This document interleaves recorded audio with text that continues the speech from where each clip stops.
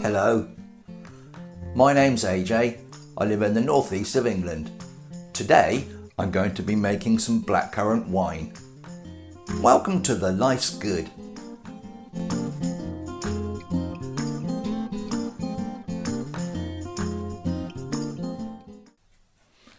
It's going to take several weeks from start to finish on this project.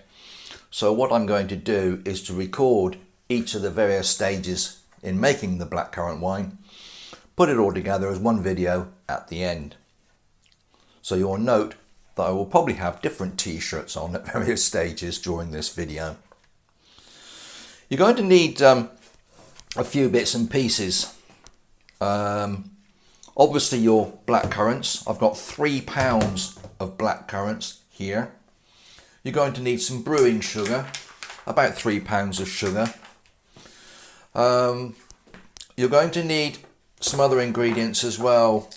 I'll explain about them as we go through the process of making the wine, but you're going to need some yeast and some yeast nutrient. You're going to need some pectolaze and Campton tablets, sterilizer for cleansing everything.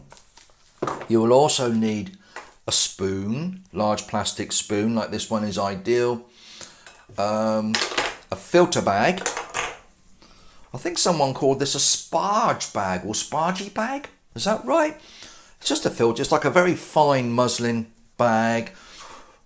You get to a certain stage in the process where you have to strain all the juices from the fruit before it goes into the demijohn, so one of these bags is ideal. I've got a siphon tube, siphon wand, and currently being sterilised a plastic tub with a lid like this one.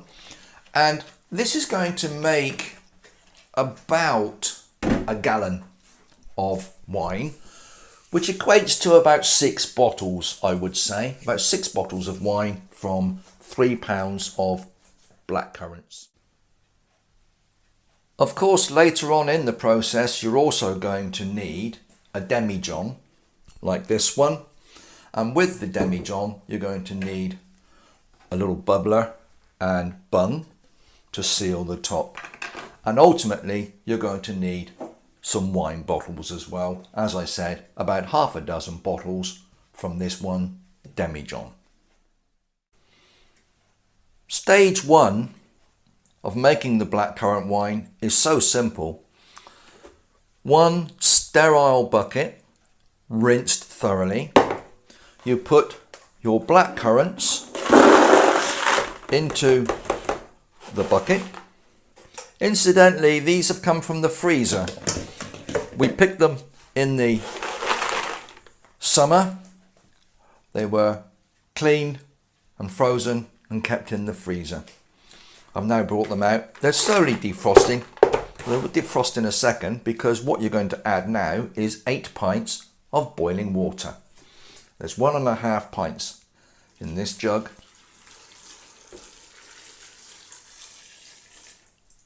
And I'm going to get some more.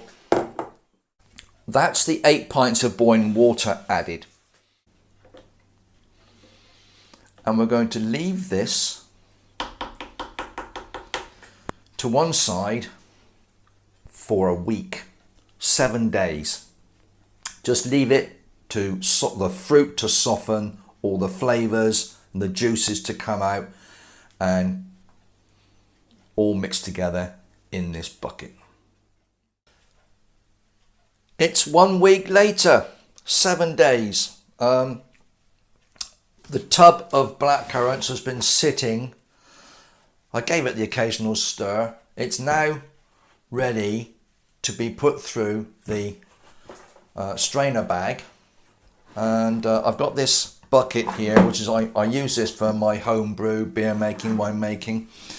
It's sterilised, it's rinsed, and I've fitted that sterilised strainer bag inside the bucket, held it in place with some clothes pegs.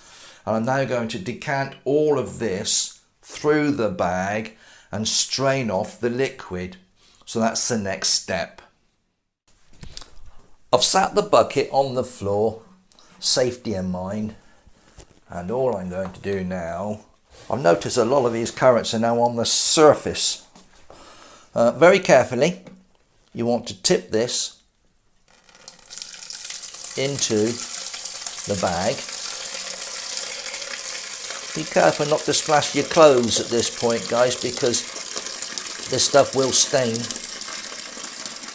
It's a nice red colour.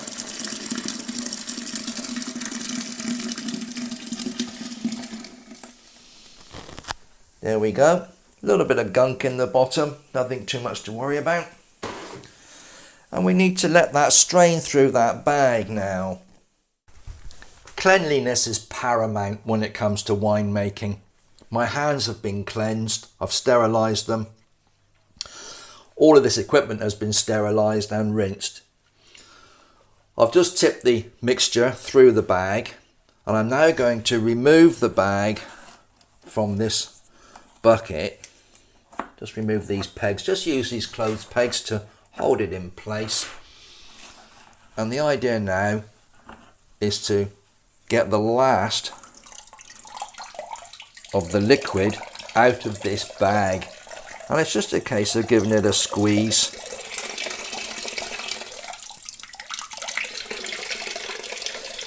To get all of that lovely adult Ribena out of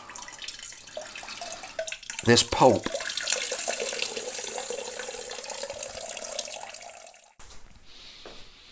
As you can see, the liquid that has come out of that fruit is very deep red in colour and smells absolutely wonderful. We're now going to add our sugar, and I'm adding 3 pounds of winemaking and brewing sugar to this. This particular sugar is different to your household sugar in so much as it will not add a lot of extra sweetness to the product or the end product. Ordinary household sugar will sweeten this and make it a very, very sweet wine at the end. This brewing sugar will not sweeten. I'm just going to tip that in there and give it a good mix. 3 pounds of brewing sugar.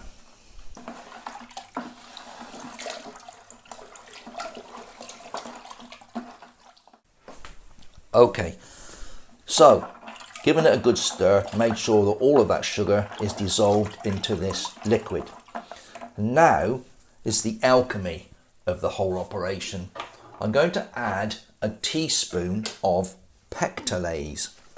Pectolaze reduces the pectin content from the fruit. Pectin in fruit is what helps make jam set, but in wine it will create cloudiness and haziness and spoil the wine. You don't want that happening, so a teaspoon of pectolaze, heap teaspoon, added to this, and again give it a good stir. Mix that in really, really well.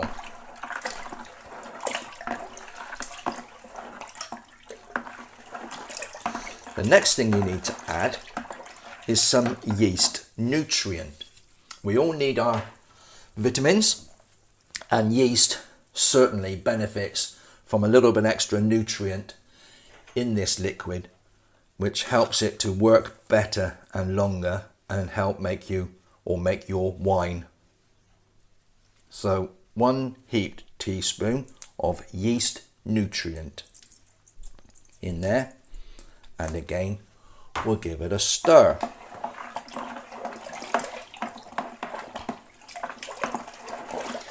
And finally we add the yeast. I'm just using a dried active brewer's yeast. You can use yeast specifically for winemaking. There are so many different types of yeast, whatever you prefer.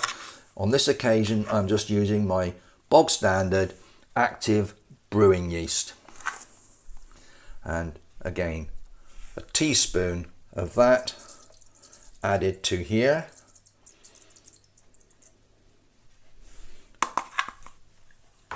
and give that a stir.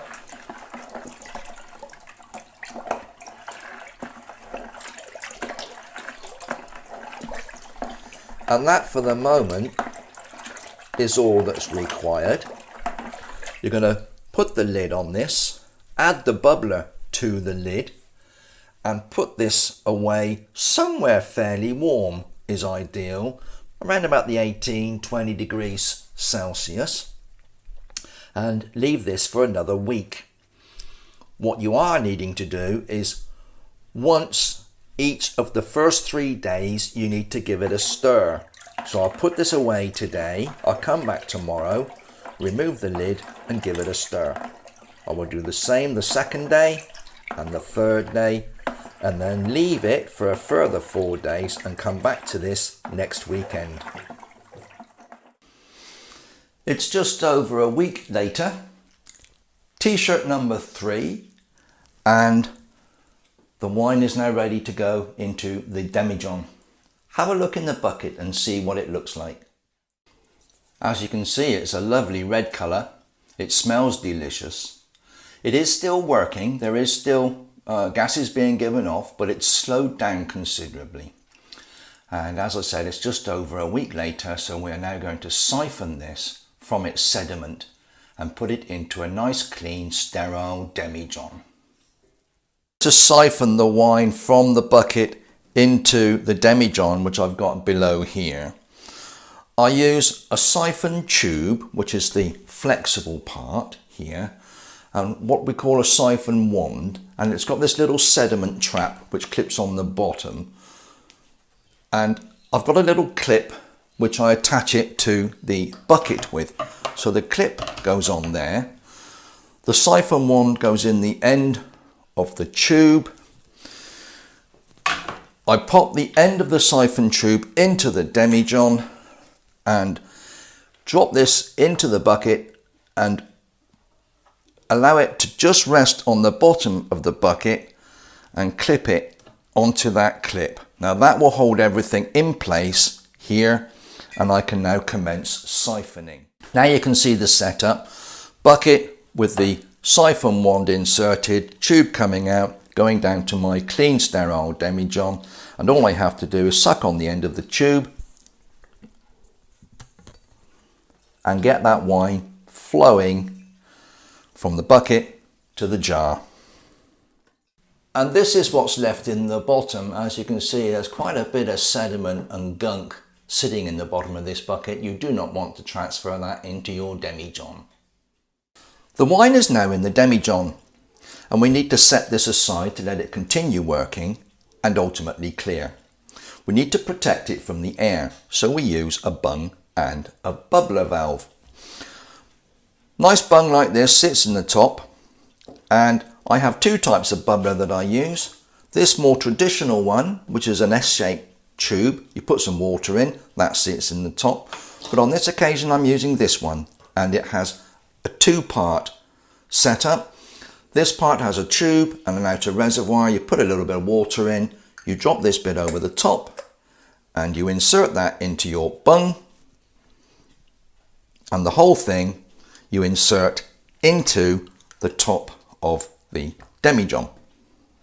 All these components have been thoroughly cleaned and sterilized. I need to point that out. It is absolutely paramount that everything you use in your home brewing and winemaking is clean and sterile. You don't want any problems, and you don't want to spoil your wine or beer. So that now is ready to be put aside, and I will leave that for a good week, maybe a bit more, during which time this will continue fermenting, and we'll be emitting gases which will be given off through the bubbler, but the air cannot get back in and cause any biological problems on the surface of the wine. It's just over a week later, t-shirt number 4, and the wine is now ready to be racked off. The process of racking off is where we siphon the wine from the original demijohn into a fresh, clean, sterile demijohn. This one I have sterilized rinsed thoroughly and is ready now to siphon the wine into. And we rack off our wine several times over several weeks until we get to a stage where it has finished fermenting and there's little or no sediment in the bottom. In order to siphon it into the clean jar, I'm using my siphon tube, the flexible one, and my siphon wand.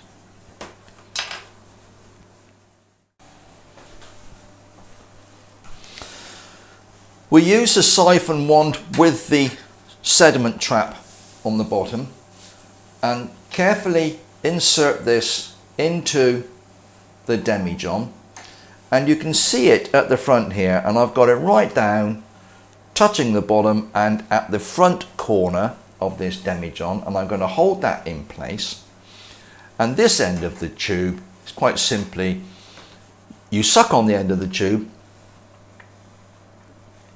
and you get the wine flowing into the clean jar at the bottom. And this will siphon all of the wine from this demijohn. You may need to tip the jar forward slightly to get the last liquid, but what you don't want to do is to get any sediment and gunge from the bottom of here into this one. Now, racking off, you do this several times. I'm doing it for the first time with this demijohn, so this is racking off number 1, and I may have to do this 2, 3 or even 4 times before you get to the point where this has finished fermenting and there is little or no more sediment, and it's at that point you'll be ready to bottle your wine. Well, there we have blackcurrant wine in a nice clean demijohn. And for the purpose of this video, I think that's about it. I wanted to show you how I make my blackcurrant wine. We haven't shown how to bottle it. I will be putting on a separate video on how to prepare your wine for bottling and actually bottle it. What I haven't mentioned in this video so far is the use of the Campden tablets, and we use these at the end stage prior to bottling. So a few days before the wine is going to be put into bottles, we add a crushed Campden tablet, and that will have the effect of stopping any further fermentation. It will help protect the wine when it's in the bottle and helps to relieve any remaining CO2 within the wine. So the addition of the Campden tablet a couple of 3 days before you bottle it is a good idea, and I would recommend over those couple of days just swirling the wine a little bit just to get any remaining CO2 out of the liquid. So a further video to come on the subject of bottling your wine. Well, I hope that's been of use. It's taken me just over 4 weeks, nearly 5 weeks to make this video. I've gone through the simple process that I adopt in order to make my wine.